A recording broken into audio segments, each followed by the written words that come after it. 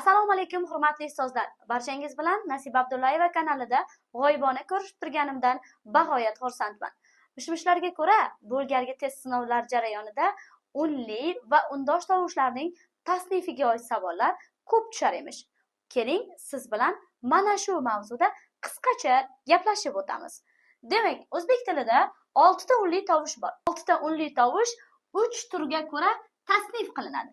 Birinchisi, demak, unli tovushlarni talaffuz qilganimizda lablarning ishtirokiga ko'ra, demak lablarning ishtirokiga ko'ra lablangan va lablanmagan unlilarga bo'linadi.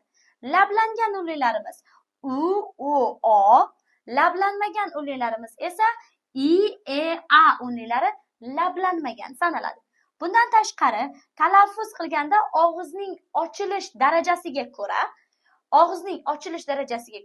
yuqori tor unlilar, o'rta keng unlilar va quyi keng unlilarga bo'linadi. Yuqori tor u, i, o'rta keng e, u, quyi keng esa a, o unlilari hisoblanadi.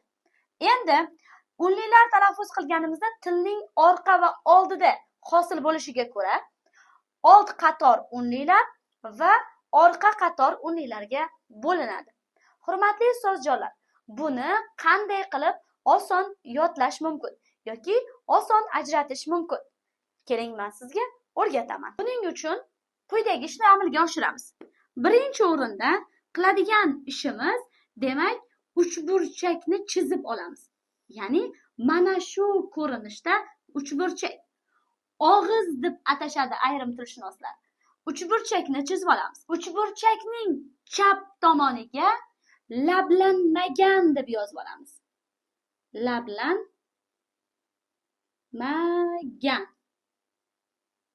Yoki pastiga yana bitta, bu birinchi tasnifi.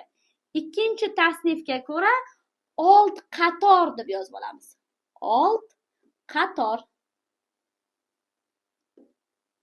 Xo'p, ana endi mana shu yerda o'sha unlilarni yozib chiqamiz. I, e, a unlisi.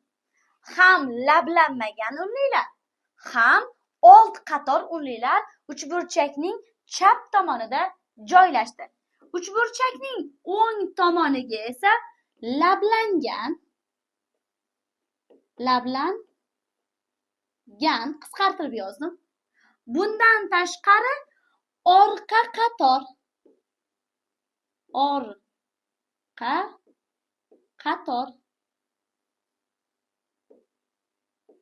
Demak, orqa qator.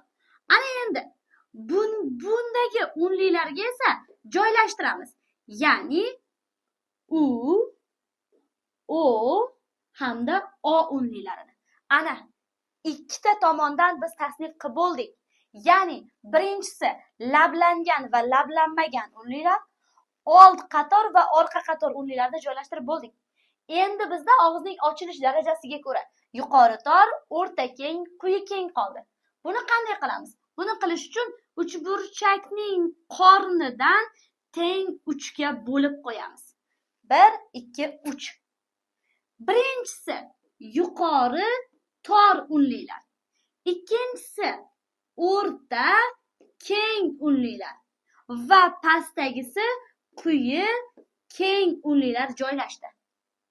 Yuqori tor i, u, o'rta keng e, u, quyi keng esa a, o. Ona tilida deylik sizga quyidagi qaysi gapda faqat quyi keng unlilar ishtirok etgan? Xuddi shu uchburchakda 5 sekund vaqtingiz ketmaydi. Uchburchakni chizib, bir tomoniga i, e, a, ikkinchi tomoniga buni yozamiz va tasnif qilib qo'ya qolamiz. Va shunda qornidan 3 ga bo'lib qo'ysak uchburchakni, quyi keng, ya'ni a, o. Misol uchun bola so'zi aynan quyi keng unlilar ishtirok etgan bo'lishi mumkin.